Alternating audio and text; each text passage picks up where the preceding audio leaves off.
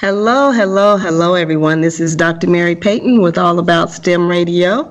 And as you know, I come to you now every Monday from 7 to 8 p.m. Central Time here with Fishbowl Radio Network.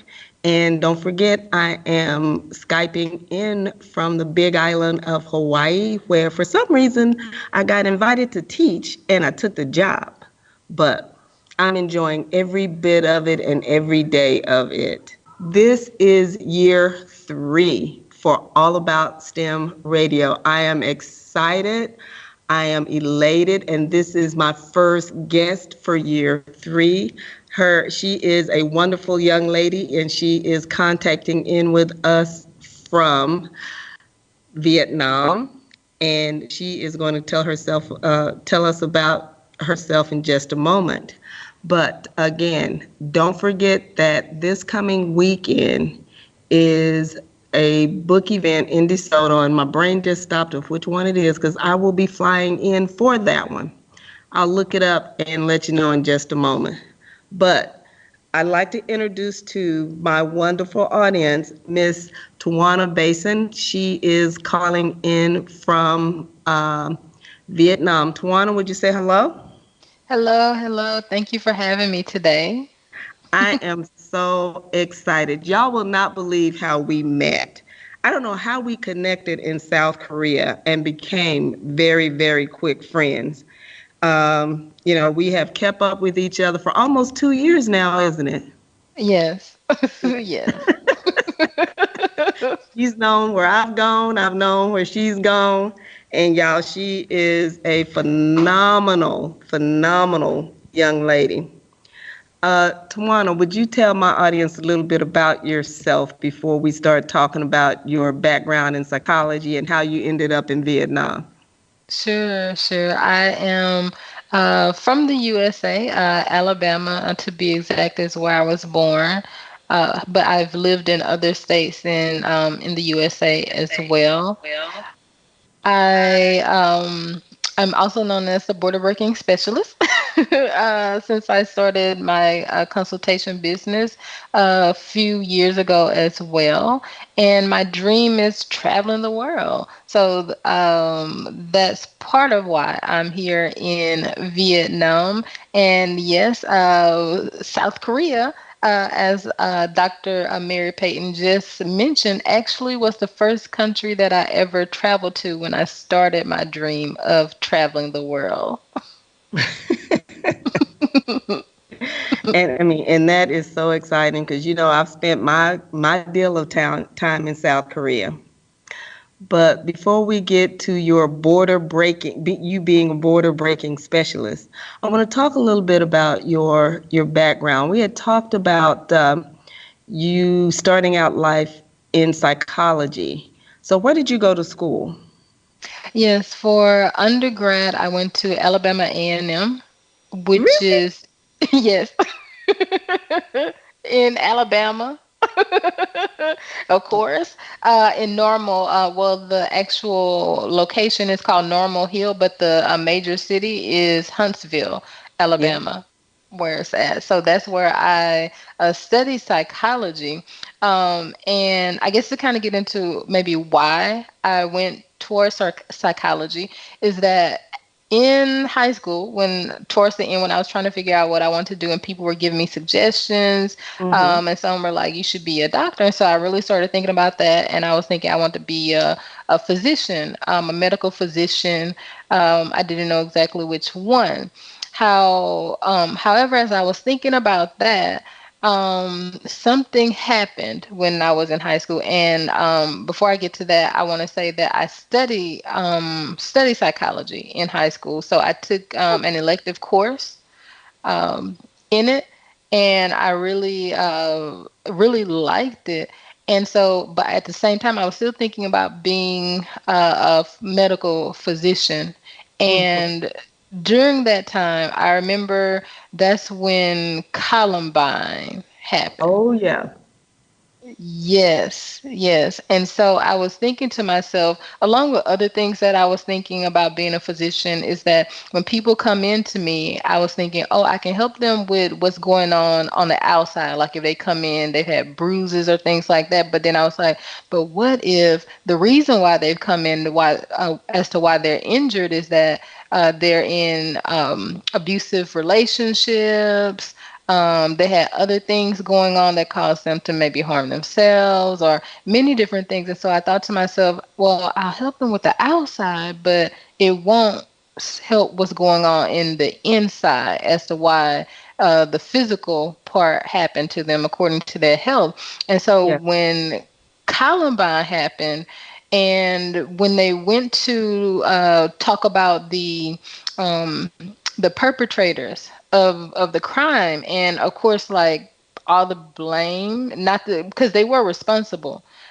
for it, but everything shifted to that, just blaming it. But in the bigger scope, as they were telling the story, what I heard was that they were bullied, and I immediately knew why when they mentioned that piece. I knew why they did what they did. Mm-hmm. Mm-hmm.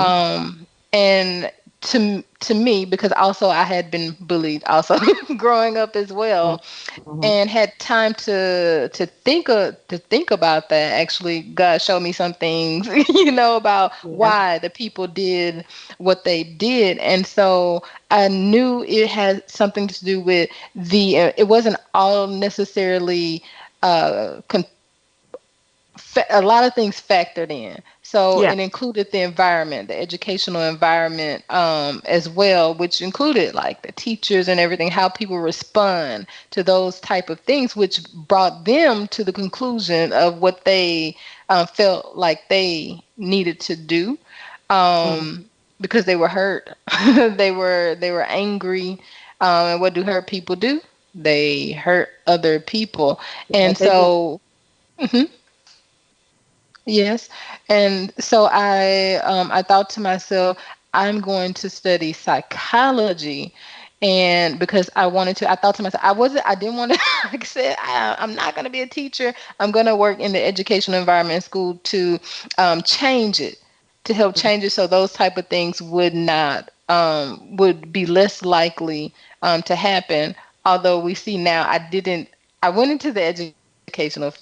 I was like, I'm going to be a psychologist. So I was studying at Alabama A&M, and I did finish. I also minored in telecommunications, and I was bent on I'm going to be a psychologist. So I applied to graduate schools in several different states and got accepted by several. So I went to I think like four different interviews across the U.S. And I was bent on I was going to be a clinical psychologist because I was going Okay. into the school system. Um, to try to help change the environment. And actually during my practicum, while I was in that doctoral program, I got to be a mental health therapist for students in special education in Ohio. And most of them, well, all of them in that particular classroom were males, were boys. So um, yes, so that's kind of like where the psychology piece went. But I will say, um, before psychology, when I was really young, I wanted to be a teacher. Yeah. When I was really little, and I so strong I so strongly want to be a teacher. I used to practice like my sibling Mm-hmm. my sister, because my older brother was going to do that. But I would kind of like make them my students, my sibling, my cousins, my friends, and if I didn't have them, my bears or toys would be Yeah. in place of that. However, when I got to third grade, my third grade teacher, and I know she loved me, really, really loved me. I think I was her favorite student in the class, and she had had my brother before. But when teachers ask you, like, what do you want to be when you grow up? So she asked this in class to all of us, and we all stood up, and I said, like, so proudly, like I thought she was gonna like that because I really wanted to be it, and I said, I want to be a teacher.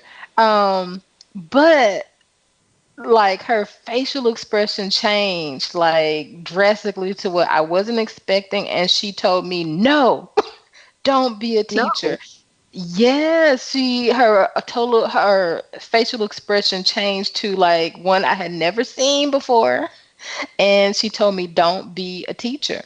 And so I was kind of like thrown back by that because I knew that she loved me, but she prefaced that after she said I was the only student in the classroom that she said that to. And then she prefaced this, started to tell me, she said, because she said teachers are not paid enough, and she said we're overworked and like stressed. She started naming those things, and then after that she said you could be anything you want to be. Like she was saying, you're so smart, you could be a doctor, a lawyer, and all these things.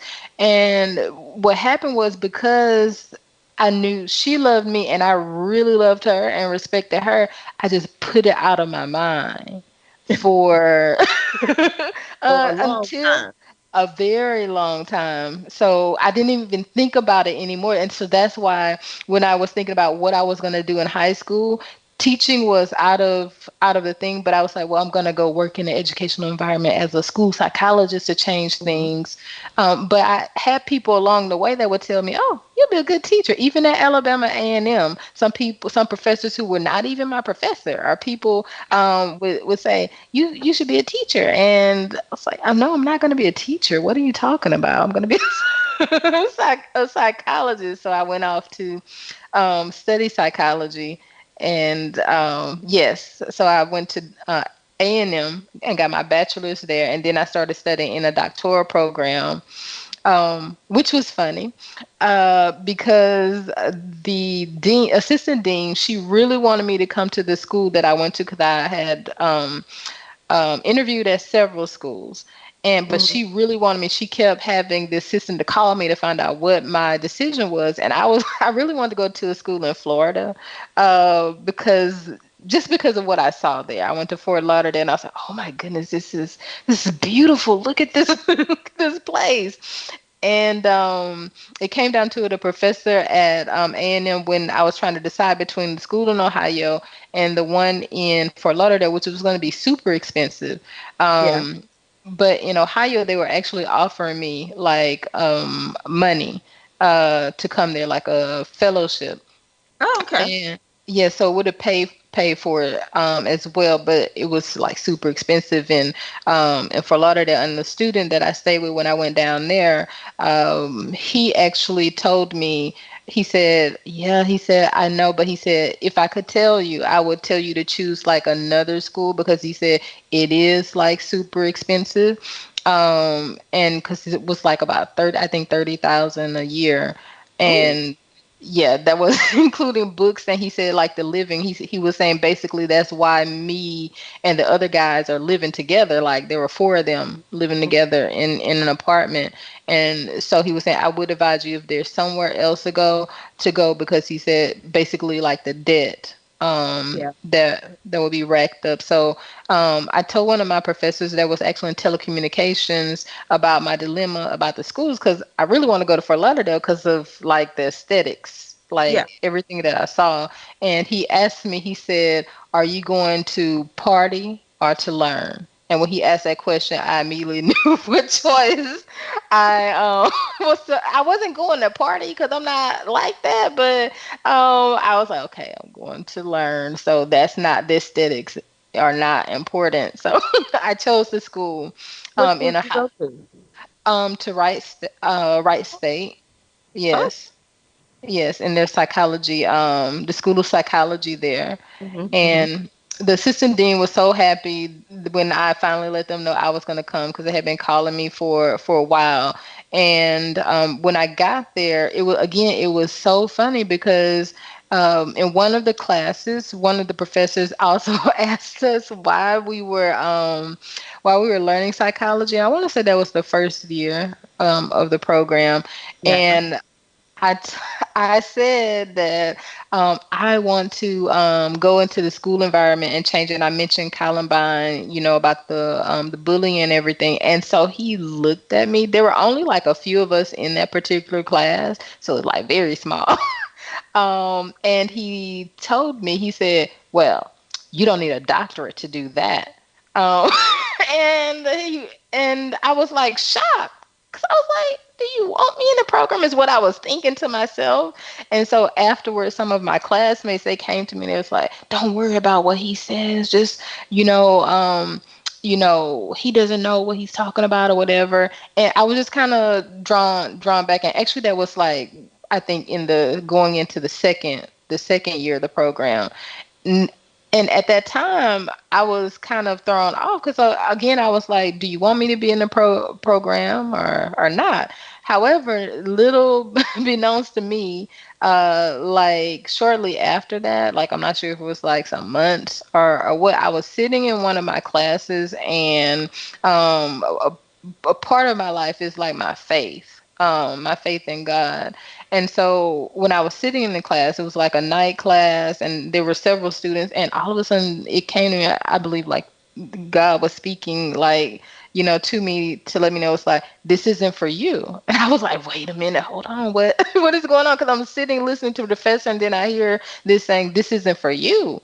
And I knew it was, the what I heard was about the program, but Mm-hmm. I was trying to put it out because, for years, like I told you, I had said I'm not going to be a teacher, and then I changed my mind to be a psychologist, and what I was going to do, like in the school system. So I was like, no, I'm going to be a psychologist. And like choosing that particular program in Ohio, Yeah. out of all the schools I applied to, it was the only one where you could actually start and go straight into a doctoral program. Uh-huh. Uh-huh. And like, you don't go like most of the others, like you earn your master's along the way, or they have the master's part of the school, and then you earn that, and then you go on to the doctoral part.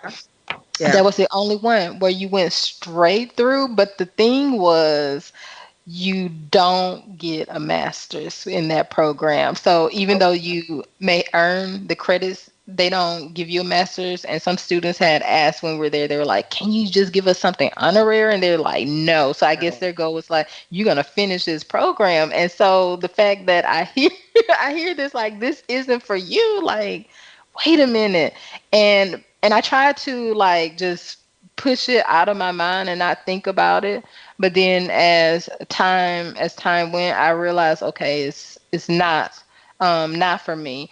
And then I had someone, when I was telling one of the professors back at A&M, that I was, because I had decided later. And actually, it was so funny because like the first year of the program was very stressful for all Yeah. of us, and it's usually for all the students because we were first of all on a quarter system, Yeah. 9 weeks, and we were taking like a full load, like we would take in a semester, like 18, I think it was like 18 to 19 hours that we That's were a lot. taking. Yes, in 9 weeks. And the professors, we had a lot of work. Most of the others tried to be reasonable, but there was this one, she is like, she didn't care. So we had all this material, all these books and textbooks, and then the separate books she wanted us to read, like in 9 weeks, and like for what we would normally have like in a semester. So the first year was very stressful, but after getting through the first year, it was like everything. It just seemed like so easy. Like I remember because we had so much work to do Uh-huh. in the first year, being a little bit stressed, somewhat. There were times where I didn't sleep because I was Oh, up, yeah. doing work. But then that first year, after getting through that, it's like everything was like a breeze. And even though you didn't know what was gonna happen, because I remember one of my cousins saying, "You're not worried?" Like I think it was about like grades. And I was like, "No," like, but it turned out like that was actually.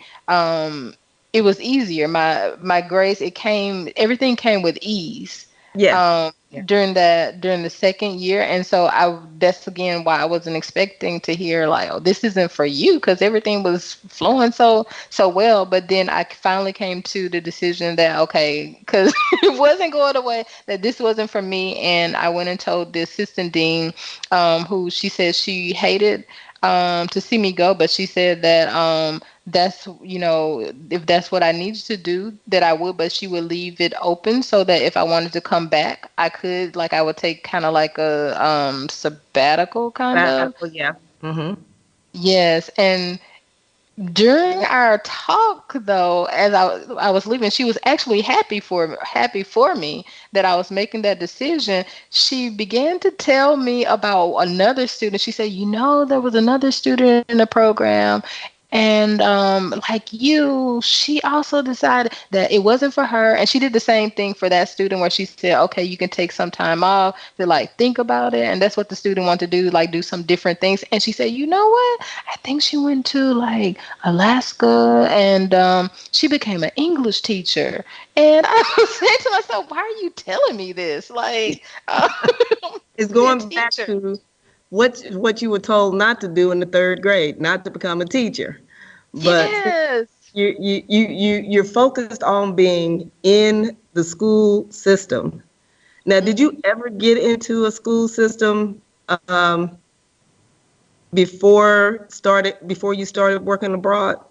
Yeah, so that's okay. So the funny thing is, again, because I knew I wanted to work in the school system. So when it Yeah. came time for our practicum, which would start in the second year, I was really hoping I would get a practicum in a school.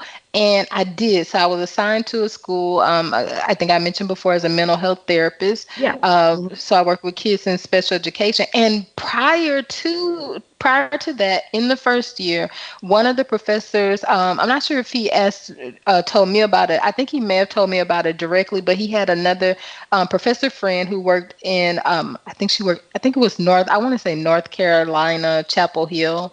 Yeah. Um, and she was doing research. She does a lot of research and working with the U.S. government.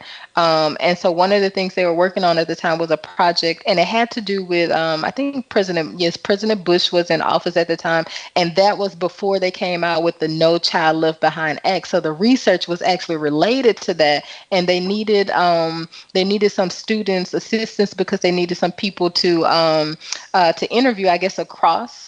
I don't know if it was across the USA, but I know in Ohio. So they were doing it, I think, in different places, but they needed to interview like families in rural areas with young children who were like I think preschool age, yeah, around like 2 years old or so. And so I think he did tell me about that. I'm not sure about if he told some other students or not. And so I contacted her, and we connected, and so I actually got that job. So it was like paid, like to do some assistant work on the side as I was going to school. Mostly I did Yeah. it on the weekends because I had to drive like um um to different places. So I had a car too. I had a car like in graduate school, and I went to these areas and did this research, which was very cool. I can't remember the name of the preschool, kindergarten, something, but they actually ended up using that research, the information that they Uh-huh. collected from that, and that's how they came up with the No Child Left Behind Act, because they were wanting to make preschool accessible to all families, to all people, for Uh-huh. free for young children at the time. So it impacted No Child Left Behind, and then them giving access to students for preschool, making it a part of like the actual education system. Because at the time, I don't think it was like connected to Yeah. it. So like as far as like funding, it would have been, I guess, like more difficult for them to provide funding for any students who wanted to go, but they couldn't afford it. And so this way they could get aid from the government and actually go for free. So it was pretty cool to be a part of that. So that was kind of related to the education piece. And after I finished that, because I think it ended like beginning the fall semester, Yeah. Yeah. in the second year when we finished it, turned in all the equipment. So I had applied right before school started, because I was like thinking, oh, I want to get like a second job. I think in the first year they didn't want us to work.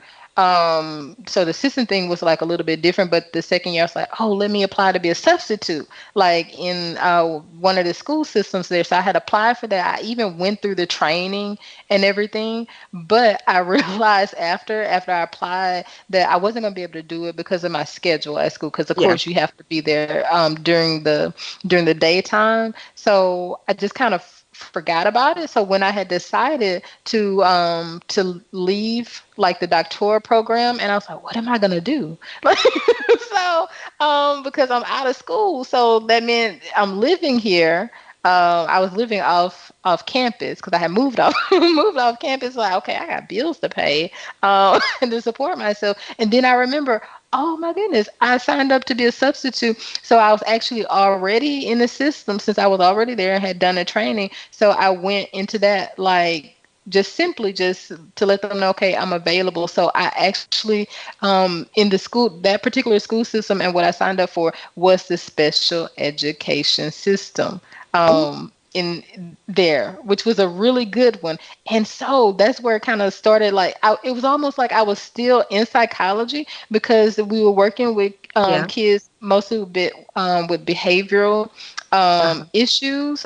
Some of them may have been like physical disabilities, but for the most part, most of the schools I went to were dealing with kids who had behavioral issues. So I worked at Mhm. all types of settings when I was there and got to see like behind the scenes, like even more from when I was teaching, or not teaching, but a mental health therapist, like in the middle school when I was in the program. So I got more. So I actually got teaching experience. I was a substitute, but I got a lot of teaching experience that way. So that's where it actually began, like my teaching. Oh, wow. But I mean, you have to look at it like, a lot of people think of special education dealing with students that have physical handicaps, but Hmm. that's not necessarily the case. A lot of students have emotional situations. Some of them have learning disabilities, and all of those have to be addressed when you're in school. Hey, ladies and gentlemen, this is Dr. Mary Payton with All About STEM Radio. I come to y'all every Monday from 7 to 8 p.m. here on Fishbowl Radio Network. And today we are talking to Miss Tiwanda Bason, who is calling us from the great area of Vietnam. And I'm totally excited to have her. But now I do have the information on the Texas Authors Showcase, which is March 7th. It's free to the public. It is at the DeSoto Civic Center uh, from 1 o'clock to 4, from 1 p.m. to 4 p.m.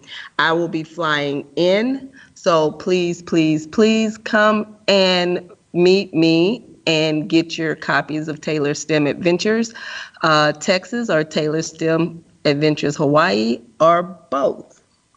But I'm going to get back to my wonderful interview with Miss Bason.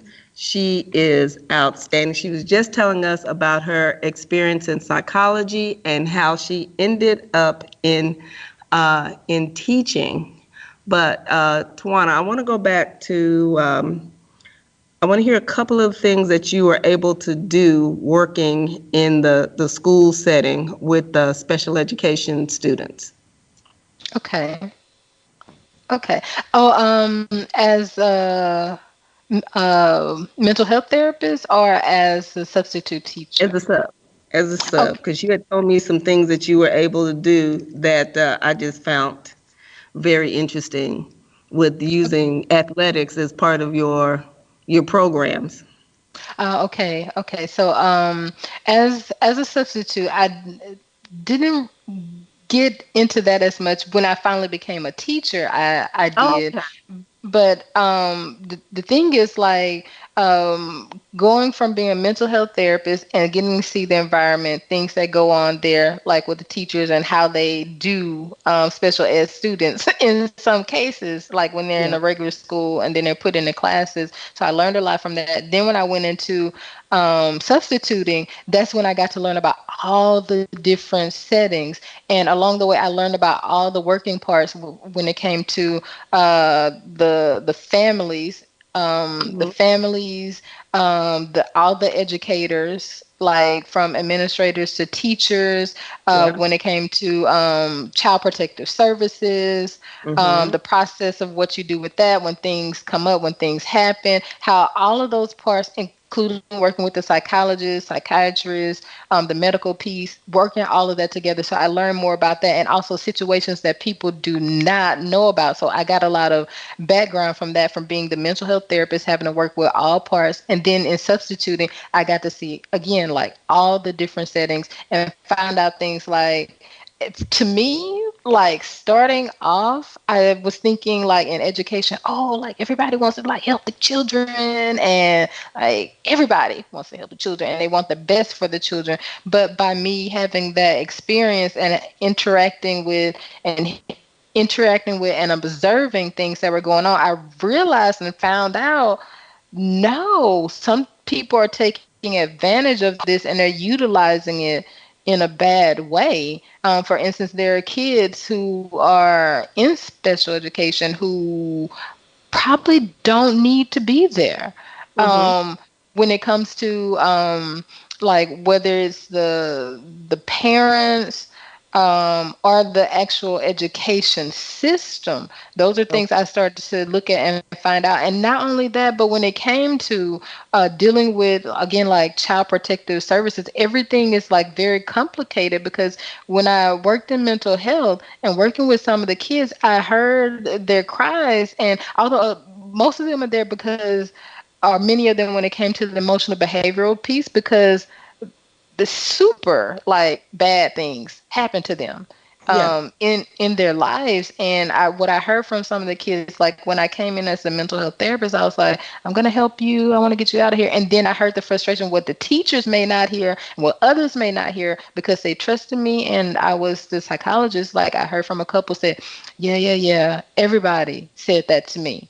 My teacher here said this to me. I'm going to help you to get out of here. And all these things, that it still hasn't happened. So what they do is, some of them, they give up and they Yeah. say to themselves, this is what they expect of me, so I'm just going to do it anyway. And sometimes they also, many of them, whether they have the therapist or not, they learn how to manipulate the system.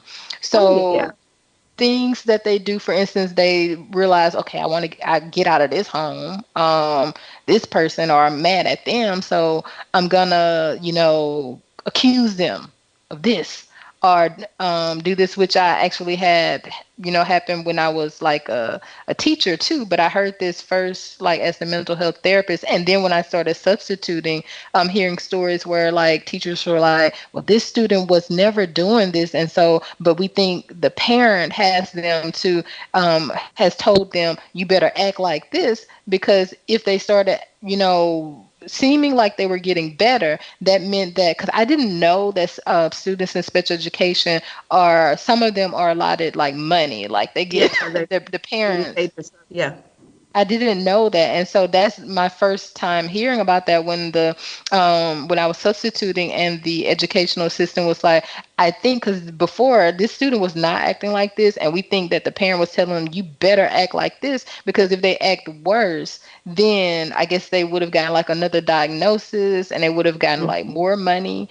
And so when I started hearing about these things, I was like, oh my goodness. And after seeing how everything like works together, it made me keener to what goes on with these kids, and when you really like want to help them, like how can you get past that and work with them. And so the psychology piece actually Yeah. became like very helpful, like to me, like before, when I went into teaching, because from substituting, again, I still was like, I wasn't going to be a teacher. Even though I was substituting, I was like, that was just helping me, like, as I got out of the program. So I actually was still bent on being in psychology. So I went back home and I worked in a mental health institution. But Okay. again with kids and teenagers. And again, I just saw a whole bunch more, like all kinds of things, failures and all kinds of things that work together, and why these young people are still in these situations and they don't actually get the help they need, because a lot of people are benefiting off of them, being in the Mm-hmm. position, the position that they are, and what is wrong with them. And so I experienced that they're working in the mental health system. And so um, at that time, I was there. Again, I remember I said I'm not going to be a teacher, and I was working in that system. So one night, like, cause I would work different shifts, and I was there with other people. So this was the odd thing. It happened the other time in the program too. I was in the classroom with a bunch of people when it was like, this is not for you. It's like, wait, what do you mean?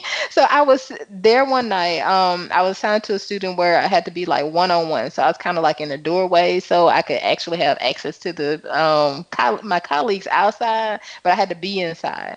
Because it was a special situation, and Yeah. so I remember like sitting there, and then something came to me. It was like, okay, go to Atlanta and be a teacher. And I was like, wait, what? It's like, I'm not gonna be a teacher. So it was like out of nowhere because I was still thinking I'm not gonna be a teacher, but because it was so strong and Yeah. it didn't really go away. For me, again, my faith, I knew it was God.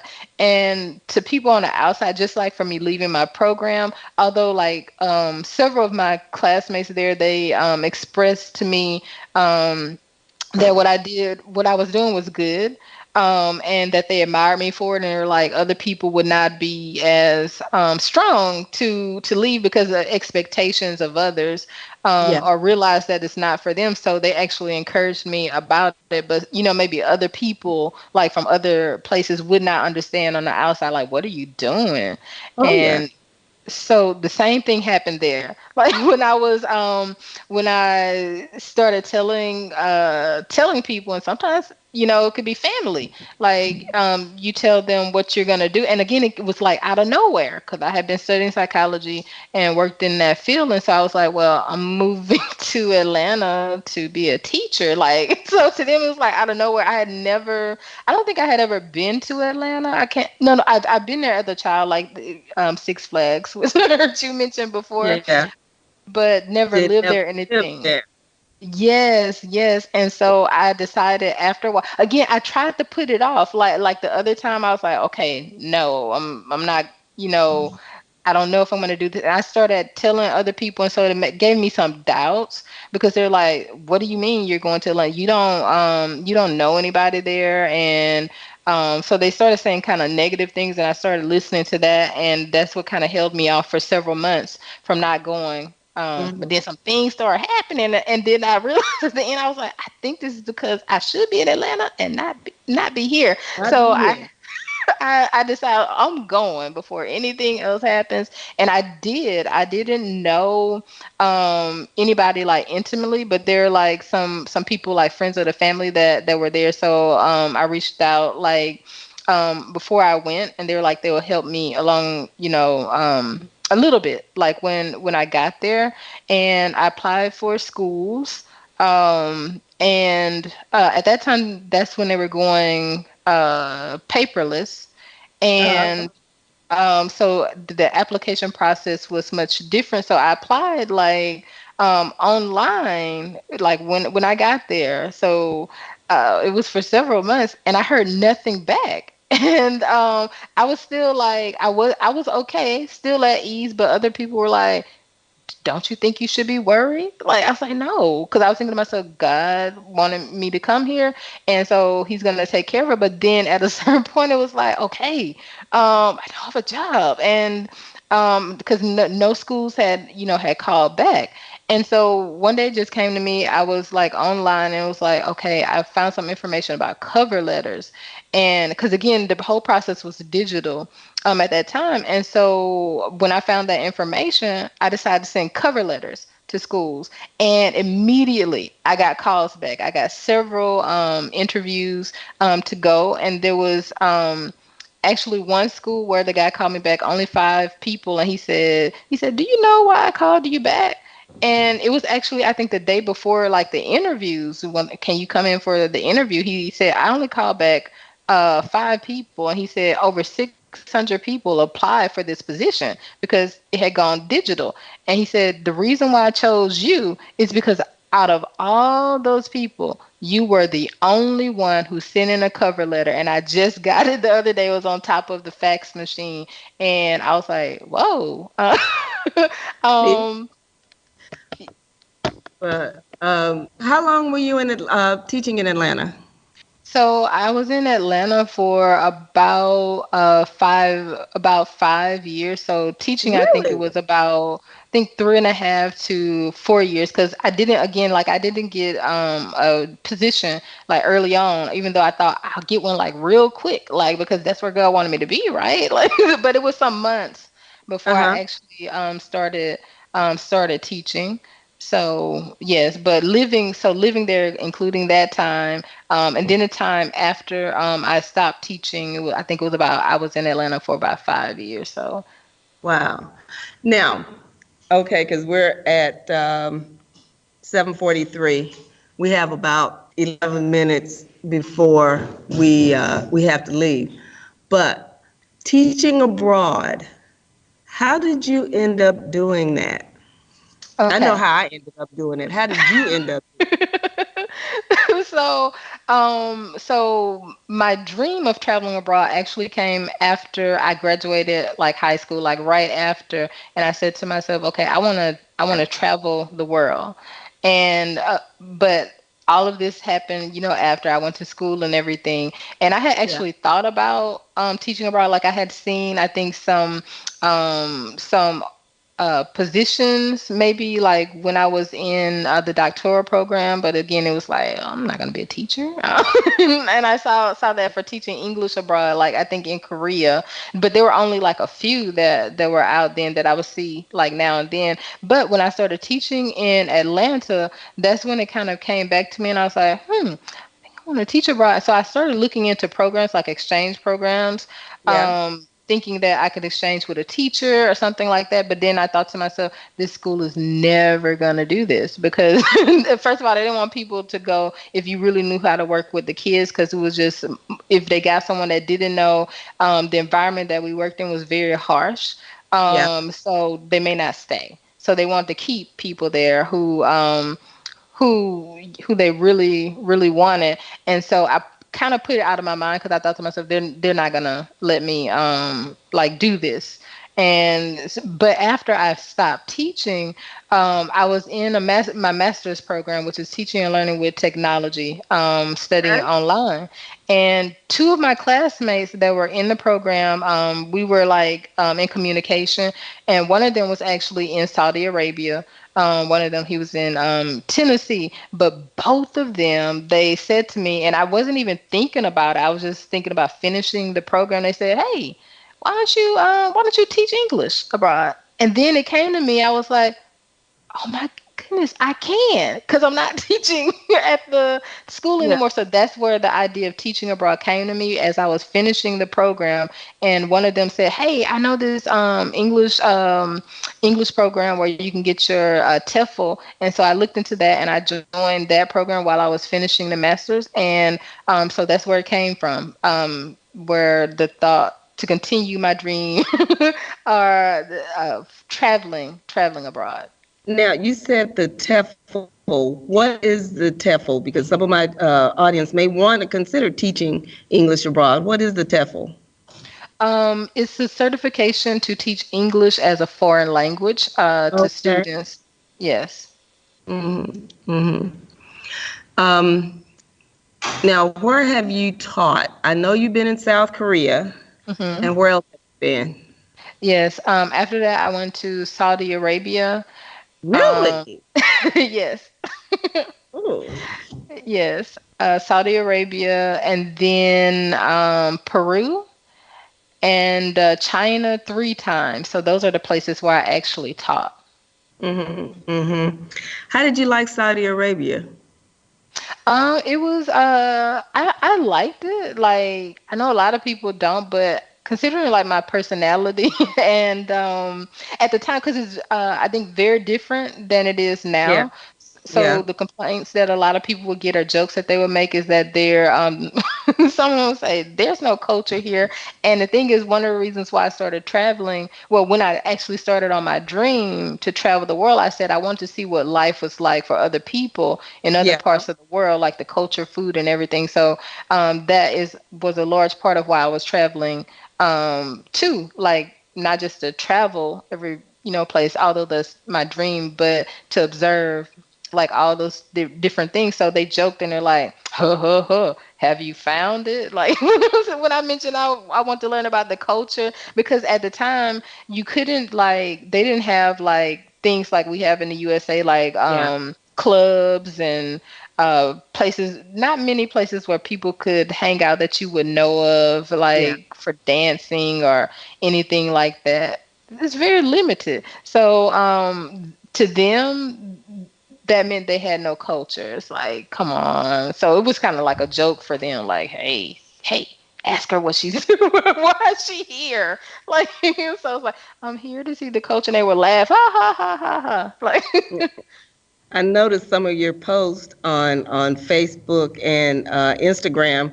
You're always visiting with family, with people that actually live there, and eating sometimes weird stuff.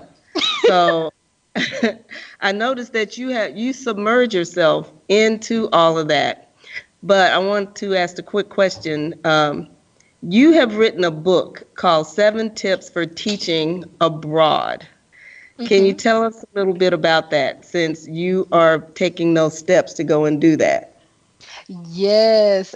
So basically, it's not very long for those who don't like a lot of reading. But I found after after my experience of being abroad, because it was after when I got the idea to do this, after the last time I was teaching abroad, which was in 2015, was the last time that I taught in the classroom, and I was in China, and I was like, I want to do something different. But Uh-huh. after having all those experiences, like in the different countries, and I was working in different settings.